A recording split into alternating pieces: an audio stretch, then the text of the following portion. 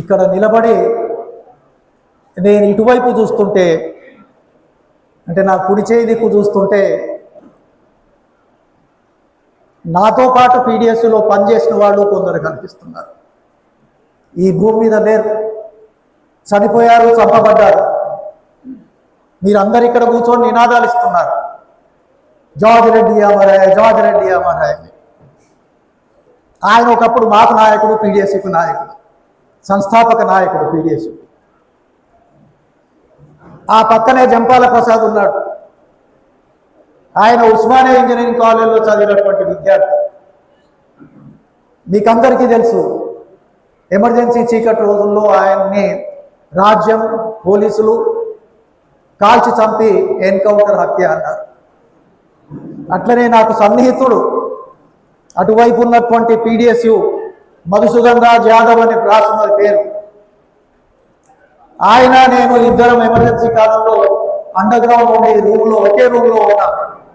నేను పట్టుబడ్డాను, ఆయన పారిపోయాడు.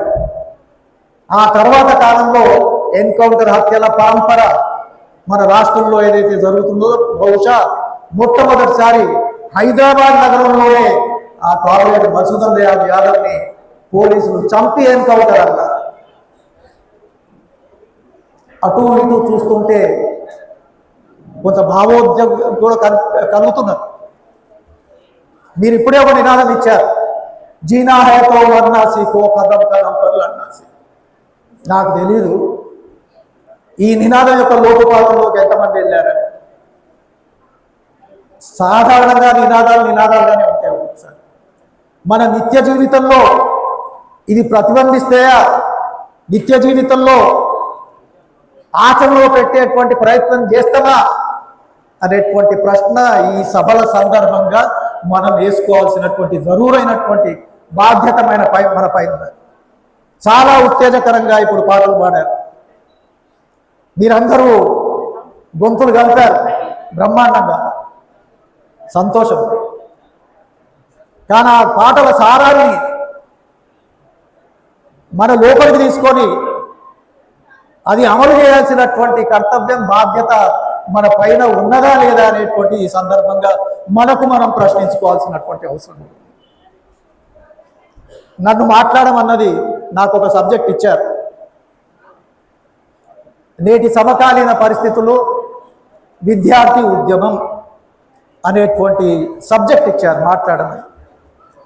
బహుశా పొద్దునే ఇంగ్లీష్లో మాట్లాడినటువంటి జేఎన్యూ ప్రొఫెసర్ వికాస్ వాజ్పేయి కొంత సమకాలీన పరిస్థితులకు సంబంధించి, విద్యా విధానానికి సంబంధించి కొంత ప్రస్తావించారు. Central university professor comrade Lakshminarayana గారు కూడా న్యూ ఎడ్యుకేషన్ పాలసీ గురించి కొంత మాట్లాడారు. సభల్లో ప్రతినిధులుగా వచ్చాం కాబట్టి, మీరు మళ్ళీ మీ జిల్లాలకు పోయిన తర్వాత మీరు పీడిఎస్ నాయకులే కదా. సో వికాస్ వాజ్పేయి గారు చెప్పింది, అదే రకంగా లక్ష్మీనారాయణ గారు చెప్పింది. ఈ ఇద్దరు వక్తలు మార్నింగ్ సెషన్లో మీకు నూతన విద్యా విధానం గురించి కూడా, కేంద్ర సర్కారు అమలు చేస్తున్నటువంటి న్యూ ఎడ్యుకేషన్ పాలసీ గురించి కూడా కొంత వివరించారు.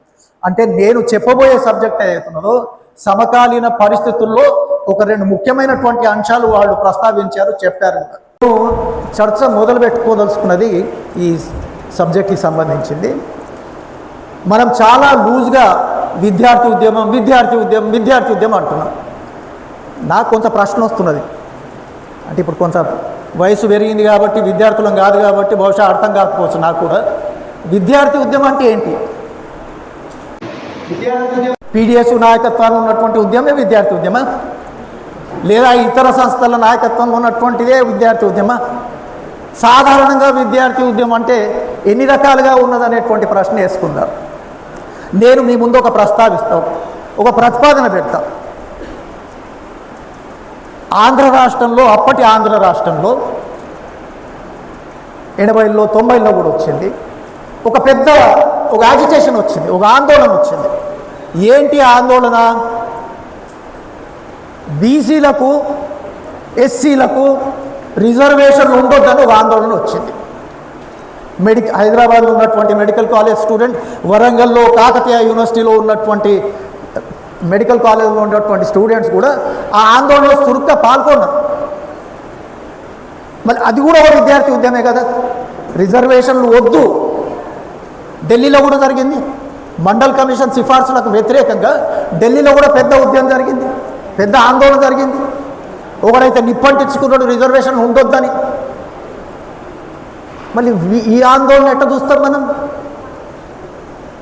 ఇవి కూడా ప్రగతిశీల భావాల ప్రాతిపదిక పైన, పునాది పైన ఉద్భవించినటువంటి ఆందోళన ఉద్యమాల కాదు.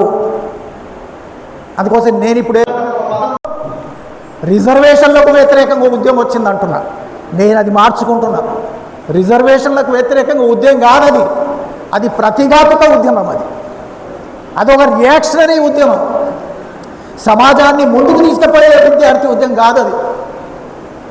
సమాజాన్ని ప్రగతిశీల భావాలు కలిగినటువంటి పునాది పైన ఉత్పన్నమనేటువంటి అసలు ఉద్యమాలు. అంటే నేను చెప్పదలుచుకున్నది ఏంటంటే, ప్రపంచ చరిత్రలో కూడా అటువంటి ఉద్యమాలు వచ్చినాయి, విద్యార్థి ఉద్యమాలు చరిత్రలో. అదే రకంగా విప్లవకర భావాల పునాది పైన వచ్చినటువంటి ఉద్యమాలు కూడా ఉన్నాయి. ఈ రెండు ఉద్యమాల్లో ఇక్కడ కూర్చున్నటువంటి మనము ఏ కోవకు చెందినటువంటి వాళ్ళము, రెండో కోవకు చెందినటువంటి వాళ్ళం కదా. అసలు ఉద్యమాలు లేవు. మన ఉద్యమాలు సమాజాన్ని ముందుకు తీసుకుపోయేటువంటి ఉద్యమాలు. ప్రోగ్రెస్ దీనికి ఒక ప్రణాళిక ఉన్నది, ఒక ప్రగతిశీల భావాలు ఉన్నాయి, విప్లవకర భావాలు ఉన్నాయి. ఆ పునాది పైన పీడిఎస్యు ఉద్యమాన్ని నిర్మిస్తుంది. అందుకోసం కాదు నాకు ఇచ్చినటువంటి సబ్జెక్టులో సమకాలీన పరిస్థితుల్లో విద్యార్థి ఉద్యమం అన్నారు. ఈ విద్యార్థి ఉద్యమం అంటే ఏంటి అనేటువంటి విషయాన్ని నేను మీ ముందు మొదట ప్రస్తావించాను.